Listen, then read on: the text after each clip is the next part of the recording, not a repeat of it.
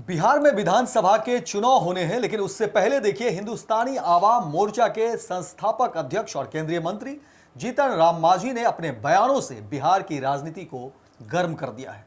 एक तरफ तो जीतन राम मांझी 35 सीट की मांग करते हैं, तो दूसरी तरफ नीतीश कुमार को ही खारिज कर रहे हैं। क्या है पूरी खबर, हम विस्तार से समझेंगे। हमारे सहयोगी विवेकानंद जी जुड़े हुए हैं। विवेका जी, जिस तरह की बयान जीतन राम मांझी के सामने आ रहे हैं, चाहे वो नीतीश कुमार को लेकर के हो, लेकिन दूसरी तरफ देखिए सीट शेयरिंग को लेकर के भी कह रहे हैं कि 35 सीट और ये हमारा अधिकार है।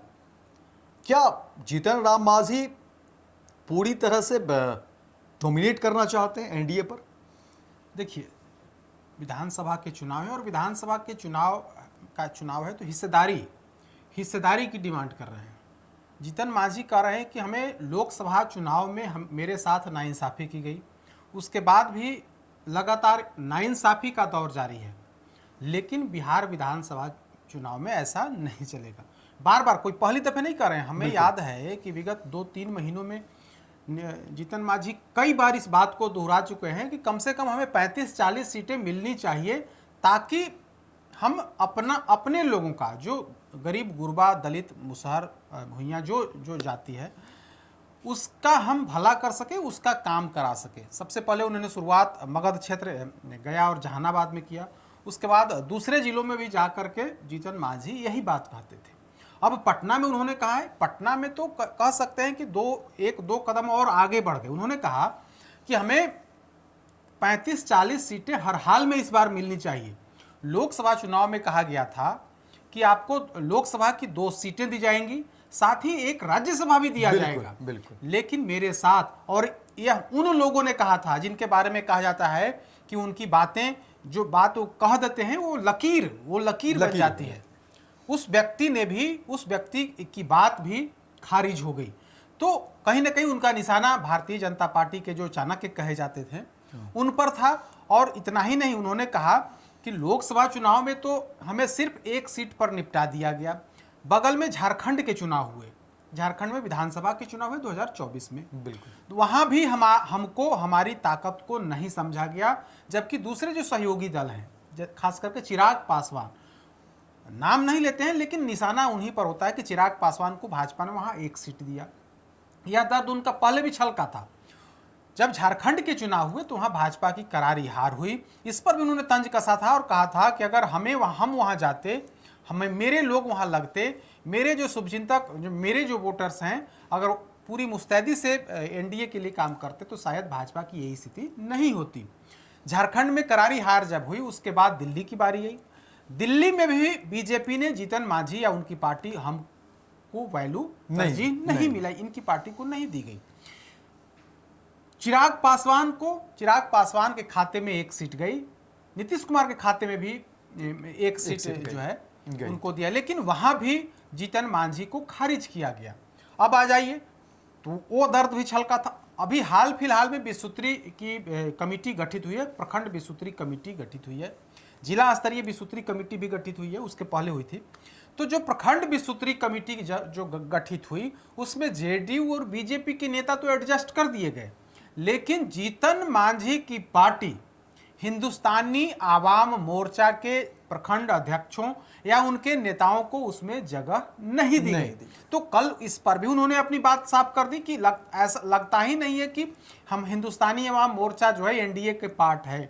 मतलब कई दर्द, जो एक साथ कई दर्द, तो जो विवेका जी, जिस तरह से जीतन राम मांझी हमला पर हमला ही कह सकते हैं, क्योंकि एक तरफ देखिए कल उनके बयान हैं जहां उन्होंने बीजेपी को एक तरह से एक्सपोज ही तो कर दिया मीडिया के सामने। अगर आप कहते हैं अपने गठबंधन के साथी के बारे में कि हमसे जो वादा किया गया वो निभाया नहीं, और जीतन राम मांझी के बयान सुन रहे थे, वो उन्होंने कहा कि देखिए हमने तो निभाया, हम साथ हैं और आगे भी वो साथ रहने की बात कहते हैं। लेकिन दूसरी तरफ कहते हैं राज्यसभा सीटों को लेकर के, लोकसभा में 2 सीटों की जो बात अब कर रहे थे, तो एक तरफ बीजेपी के ऊपर जो है आरोप या एक्सपोज कह सकते हैं, एक्सपोज करने की बात। दूसरी तरफ अब देखिए सीट शेयरिंग को लेकर के जीतन राम मांझी कहते हैं कि हमारे देखिए कि कितने जनाधार हैं। वो कई नेताओं को लेकर के हाल के दिनों में जो रैली हुई थी उसका भी कोट करते हैं कि देखिए हम कहीं भी जाते हैं तो 10-15 हज़ार भीड़ तो ऐसे ही हो जाती है। तो समझिए कि हमारे जो लोग हैं वो उसका जुड़ाव हमारे साथ कितने, हमारे लोग कितने हैं, तो उसको भी तो एडजस्ट करना होगा।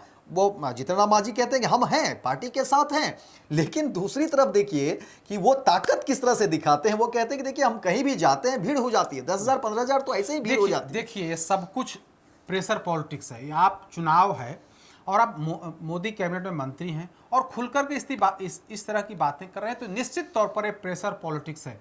इनकी पूरी कोशिश है, इनकी पार्टी की पूरी कोशिश है कि जो 2020 के विधानसभा चुनाव में 7 सीटें मिली थी, वो भी 7 सीटें कोई भाजपा के कोटे से नहीं मिली थी। आप देखिए 2020 के चुनाव में जब जेडीयू और बीजेपी के बीच सीटों का बंटवारा हुआ था तो बीजेपी के खाते में 121 सीटें दी गई थी और जेडीयू के खाते में 122 सीट गई थी। बिल्कुल। तो नीतीश कुमार ने जीतन मांझी को अपने साथ लिया, क्योंकि उसके पहले महागठबंधन के पार्ट थे, वहां से निकल करके नीतीश कुमार के साथ आए। तो नीतीश कुमार ने अपने हिस्से की जो 7 सीटें थी, जो 122 सीट उनको मिली थी, उसमें से 7 सीट जीतन मांझी को दिया था। कोई भाजपा से इनका समझौता नहीं हुआ था, समझौता जेडीयू से हुआ था। तो जेडीयू में समझौते के तहत इनको 7 सीटें दी गई और इधर भाजपा ने अपने कोटे में मुकेश सहनी को लिया, तो मुकेश सहनी को 11 सीटें दी गई थी।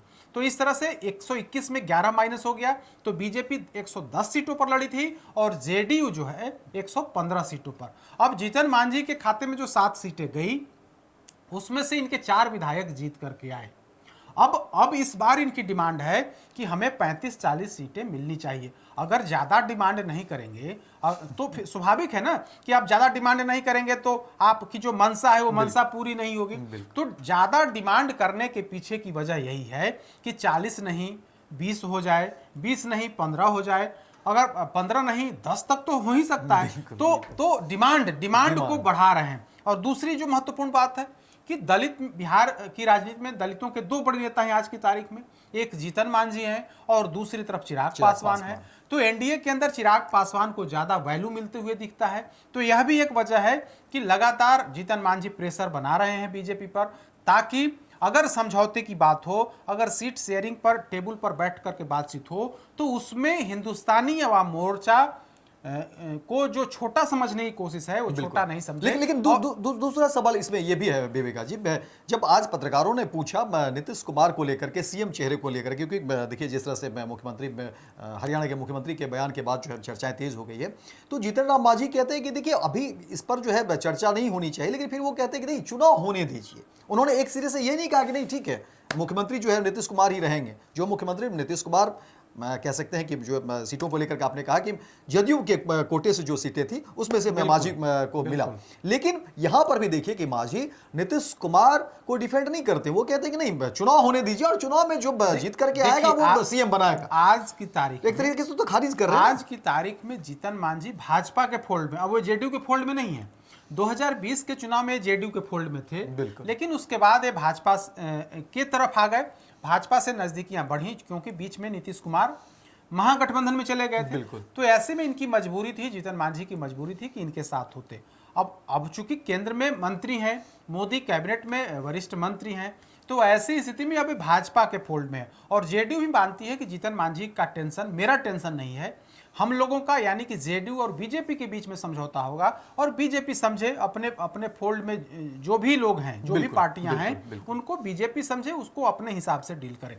तो जीतन मांझी नीतीश कुमार का टेंशन नहीं बढ़ा रहे हैं। जीतन मांझी जो अपने जो बड़ा दल है, जो बीजेपी है, जिसके फोल्ड में जीतन मांझी हैं, कहीं ना कहीं भारतीय जनता पार्टी पर प्रेशर बनाने की कोशिश, और यह कोशिश कोई पहली दफे नहीं है। हमें याद है कि अब तक 5-6 दफे इस बात को दोहरा चुके हैं। झारखंड चुनाव के ठीक बाद से इस बात झारखंड चुनाव के बाद, दिल्ली चुनाव के बाद, और उसके बाद हाल फिलहाल में 3-4 दफे इस तरह की बात जीतन मांझी कह चुके हैं। तो पूरे मामले को देखने के बाद ऐसा लगता है कि जीतन मांझी अब भाजपा का टेंशन तो बढ़ा ही रहे हैं और भाजपा के बताए रास्ते पर चल रहे हैं, क्योंकि बीजेपी तो कह रही है ना कि चुनाव के बाद तय होगा कि मतलब मुख्यमंत्री कौन बनेंगे। हम लोग नीतीश कुमार के नेतृत्व में तो चुनाव लड़ेंगे, लेकिन चुनाव के बाद हम लोग उस पर आगे का निर्णय लेंगे। तो बीजेपी यही बात कह रही है, और बीजेपी जब यही बात कह रही है तो उनकी जो सहयोगी पार्टी हिंदुस्तानी अवाम मोर्चा, उनके जो संरक्षक, उस पार्टी के जो संरक्षक हैं जीतन मांझी,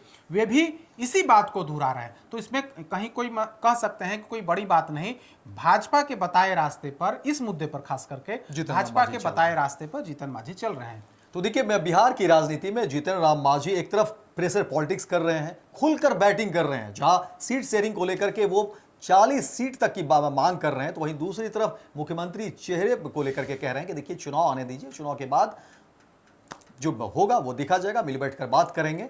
देखना दिलचस्प होगा कि आने वाले समय में बिहार की राजनीति किस तरफ करवट लेती है। लेकिन एक बार फिर से हिंदुस्तानी आवाम मोर्चा के संरक्षक केंद्रीय मंत्री जीतन राम मांझी बिहार की पॉलिटिक्स को जो है पूरी तरह से गरमा रहे हैं। पनोरमा ग्रुप, जो सोचता है वो करता है, आपके अपने सपनों का आशियाना।